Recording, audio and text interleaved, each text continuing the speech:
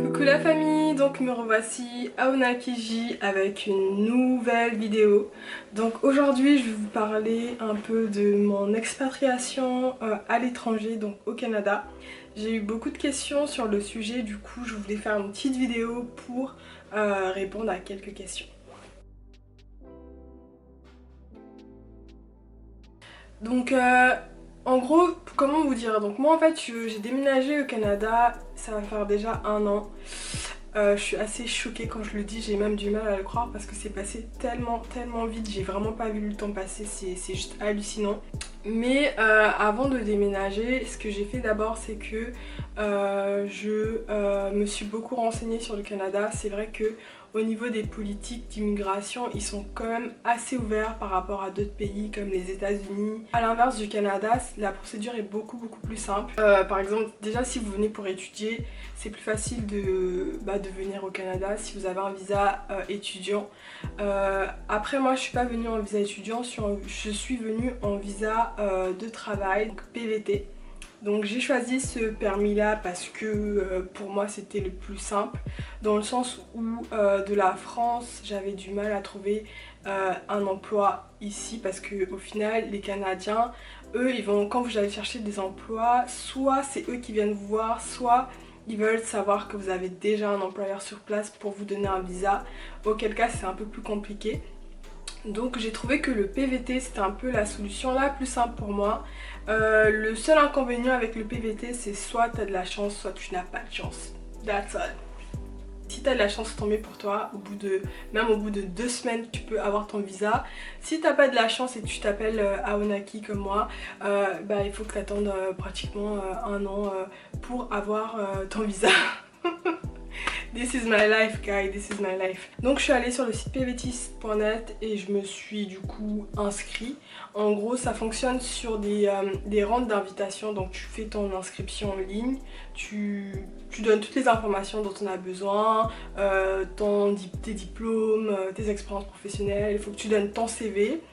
Et chaque mois il y a des rentes de peut-être je sais pas 3000, je sais pas combien de personnes ils tirent, mais il y a des rentes de personnes qui sont tirées au sort chaque mois.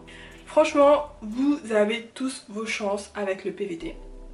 Et l'avantage du PVT, c'est que donc vous venez avec un visa de travail. Donc si vous voulez, vous pouvez travailler pour n'importe quel employeur, à la différence des autres permis de travail où là tu es obligé de travailler pour un seul employeur, et si jamais tu décides de démissionner ou si tu te fais virer, je sais pas, ton visa n'est plus valide, tu dois quitter le Canada. Alors qu'avec le PVT, tu viens, tu travailles pour n'importe qui et tu n'es pas obligé de travailler. Si tu as envie de travailler par exemple pendant 6 mois, tu travailles 6 mois et les autres 6 mois de l'année, tu fais ce que tu veux, tu voyages. Franchement, c'est un peu le permis de la chillance. Dans le sens où ça dépend, si tu viens dans l'objectif de construire ta vie au Canada et de vraiment trouver un emploi, te poser, c'est un bon moyen. Mais si tu veux aussi pour venir découvrir le Canada, voyager en Amérique du Sud, enfin, bref, faire ta vie, c'est aussi le bon plan on va dire. Et aussi si vous décidez de vous installer définitivement au Canada, c'est possible avec ce visa là, dans le sens où il faut juste travailler pendant 12 mois, entre 12 et 18 mois pendant les 2 ans du coup. Et à partir de là, vous pouvez faire votre demande pour rester au Canada. Faut savoir par contre que en fonction des provinces, les délais pour obtenir la résidence permanente sont différents. Si vous allez en Ontario, donc Ontario c'est tout ce qui est la partie anglophone en fait du Canada, en général c'est 6 mois, voire 7 pour avoir votre résidence permanente, donc c'est beaucoup plus intéressant que si vous êtes au Québec comme moi, où ça prend grave du temps, ça peut prendre genre 1 an, les Français, bref, c'est un autre débat. Mais du coup, ouais, voilà, c'est très administratif. On reconnaît la touche francophone ou tout ce qui est administratif, les longueurs, ça prend du temps. À la base, j'ai pas prévu de venir au Québec. Je voulais aller à Toronto, mais c'est vrai que quand j'étais allée à Toronto l'année dernière, j'avais pas trop, c'est bizarre, j'avais pas trop aimé Toronto. Et après, quand je devais chercher mes appartements, je trouvais qu'à Toronto, les choix étaient quand même, genre en fait j'avais déjà mon budget, j'avais quand même un budget genre pas limité mais quand même, genre je voulais pas venir et je venais, en fait j'avais pas de travail, donc je voulais faire attention au budget que j'allais mettre dans mon logement. Quand je regardais les appartements à Toronto, c'est vrai qu'il y avait des appartements qui étaient déjà à 2600 $, des trucs comme ça.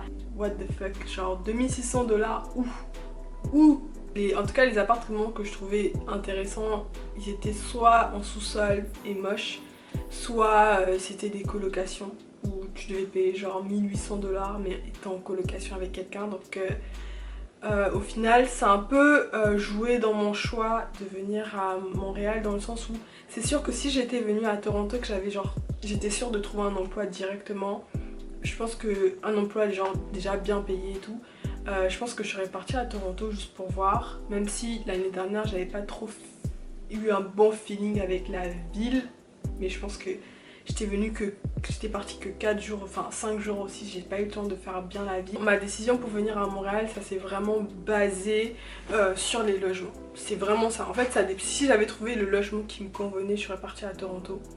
Mais ça s'est vraiment basé sur le logement. En fait, pour moi, genre le logement c'est genre grave important parce que j'ai besoin d'être bien chez moi. Donc j'ai pas envie de dépenser cher pour me retrouver en colocation. Voilà, c'est juste pour vous dire qu'au niveau des logements, c'est moins cher à Montréal qu'à Toronto. Et c'est pour ça que je suis venue à Montréal, parce que je trouvais que je pourrais avoir un truc plus grand et moins cher qu'un truc plus cher et plus petit, voire en colocation.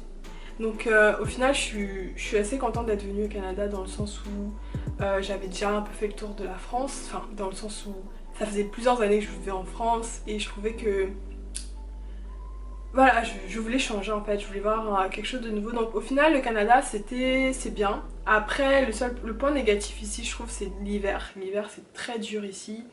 Mais n'ayez pas peur, vous pouvez vous adapter assez rapidement. Et au final avec le temps, en fait je me sens bien ici parce que vous marchez pas les uns sur les autres. Les Québécois sont assez sympas. La langue, il faut s'habituer à l'accent québécois. C'est sûr que au premier abord, l'accent québécois, genre t'es là. Ok. Tu comprends pas forcément tout. Du moment que t'es ouvert d'esprit et que tu veux vraiment t'intégrer, ça se passe bien.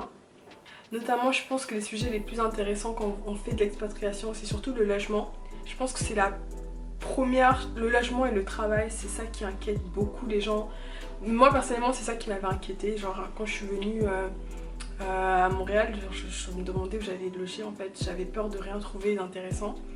Et aussi au niveau du travail, c'est sûr que c'est différent de la France, faut revoir vos expectations, faut revoir vos attentes à la baisse. Et ça, quand on m'a dit ça, j'étais là,